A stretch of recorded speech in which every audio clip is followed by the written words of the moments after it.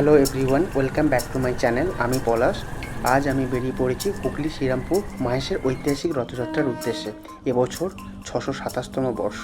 এখানে জগন্নাথ দেবের মন্দির গড়ে ওঠার পেছনে একটা বিশাল ইতিহাস রয়েছে। ধ্রুবানন্দ ব্রহ্মচারী নামে একজন বাঙালি ঋষি পুরীতে গিয়েছিল তীর্থযাত্রার জন্য। তিনি চেয়েছিলেন ভগবান জগন্নাথকে নিজে হাতে ভোগ নিবেদন করবেন।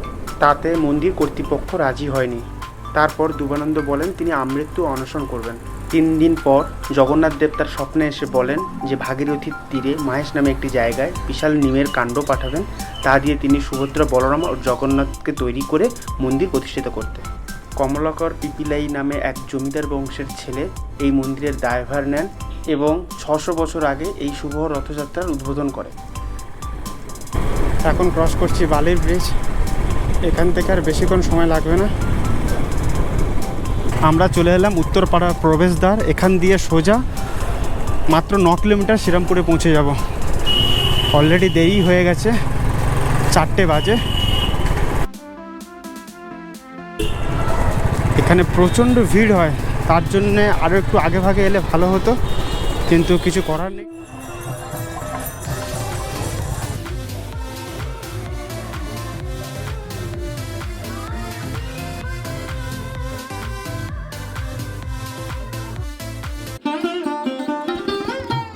ফাইনালি চলে এলাম শ্রীরামপুরের মহেশের জগন্নাথ টেম্পলে।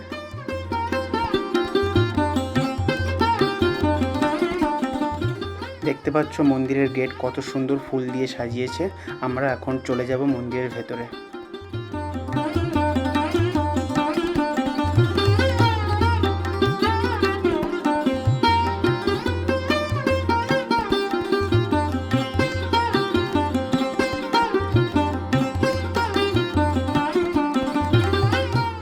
এখন চলে যাব মন্দিরের সামনে, যেখানে রথযাত্রা অলরেডি শুরু হয়ে গেছে, তোমাদেরকে দেখাবো।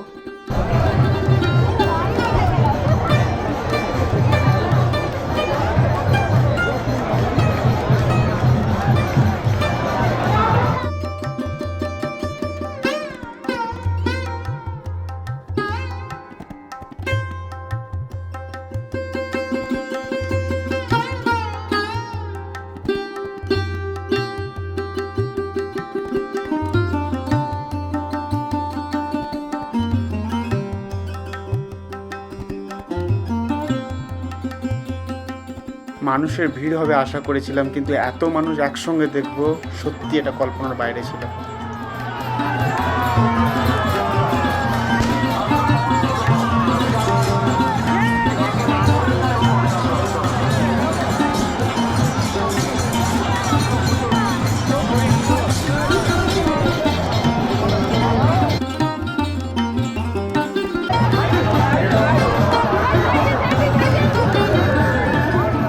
বন্ধুরা, তোমরা দেখতে পাচ্ছ এই মুহূর্তে আমাদের সামনে ঋতুপর্ণা সেনগুপ্ত এসে উপস্থিত হয়েছে। সত্যি এটা একটা খুব আনন্দের মুহূর্ত বলতে পারো। এরকম হঠাৎভাবে ঋতুপর্ণা সেনগুপ্তের সঙ্গে দেখা হয়ে যাবে এই রথযাত্রা মেলায়, সেটাও ভাবতে পারিনি। এটাও বোনাস বলতে পারো। তোমরাও দেখো, তোমাদেরকে দেখানোর চেষ্টা করি যতটা পারি। প্রচণ্ড ভিড়ের মধ্যে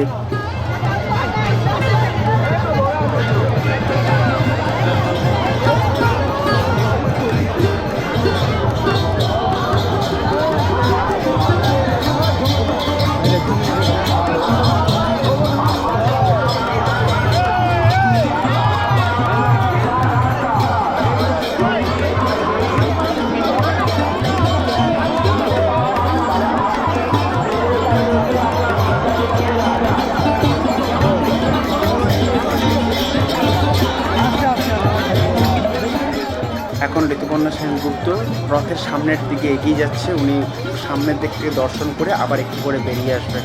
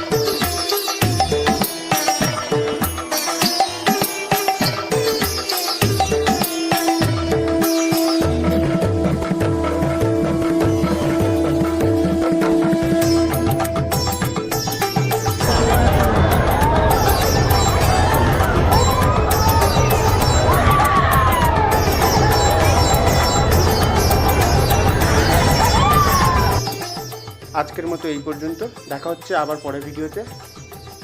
কমেন্টে লিখে জানিও কেমন লাগলো। Thank you.